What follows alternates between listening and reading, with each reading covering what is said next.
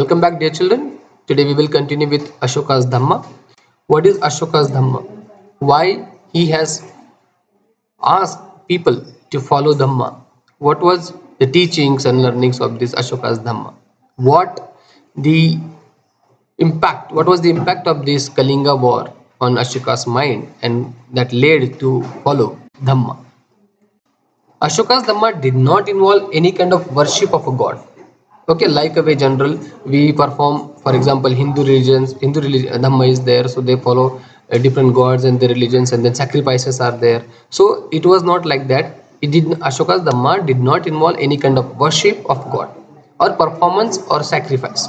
He just felt that as a father tries to teach his children, he had a duty to instruct his subjects. So he decided, as a emperor, as a king, he decided to instruct, to teach his subject. He was also inspired by the teachings of Buddha. Okay, and those teachings of Buddha, whatever we have learned in lesson number 6, those teachings of Buddha, he was inspired by this. Okay, then there were a number of problems that troubled him. Many problems were there which were actually not him getting very comfortable and relaxing. So those problems were troubling him. People in the empire followed different religions. Yeah, right now also we have different religions. So they same also, that time also people were in the empire, they were following different religions, and this sometimes led to conflict. Yeah, nowadays also conflicts are there. Okay, so animals were sacrificed in that time also. Slaves and servants were ill treated. So these are the major mentioned problems here. So beside that also there were quarrels in families and amongst the neighbors also. Right now also we can find the quarrels in families and neighbors in societies, and also so these problems were there, and he wanted to get the rid of all these problems. Ashoka felt it was his duty to solve these problems, so he appointed officials known as the Dhamma Mahamatta.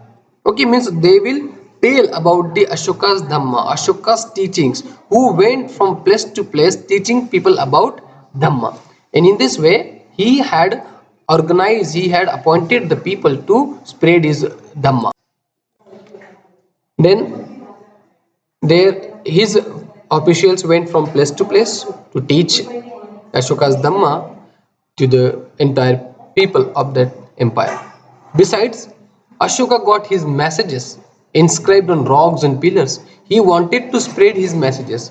Okay, so he spread by inscribing on pillars and rocks, and then instructing his officials. He instructed his officials to read his messages to those who cannot read it themselves. So all messages, all the rules and all whatever teachings he inscribed on the rocks and pillars, he wanted to let people know. That's why those who were unable to read, that were those people were helped by the officials. Ashoka also sent messengers to spread his ideas about Dhamma to other lands. Means whatever land where he was living, to the other lands also he sent his messengers, such as Syria, Egypt, Greece, and Sri Lanka as well. So he built roads, he dug wells, and built rest houses. Besides, he arranged the medical treatment for both human beings and animals.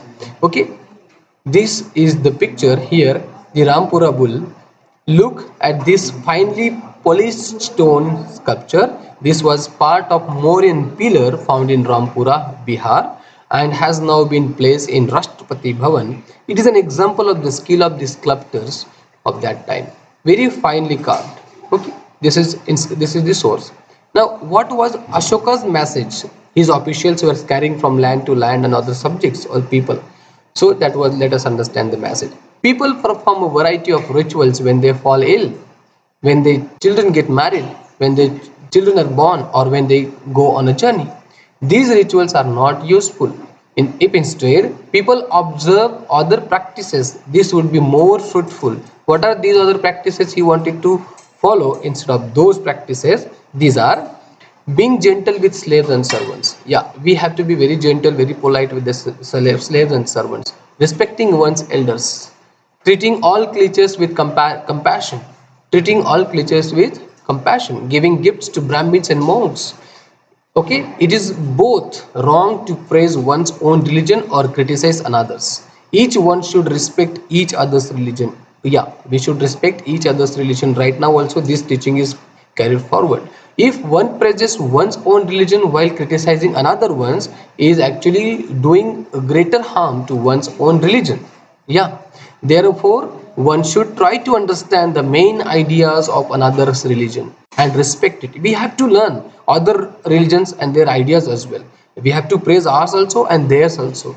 Pandit Jawaharlal Nehru, the first Prime Minister of India, he wrote, he edicts, means instruction has been given, still speak to us in languages we can understand and what we can still learn much from them.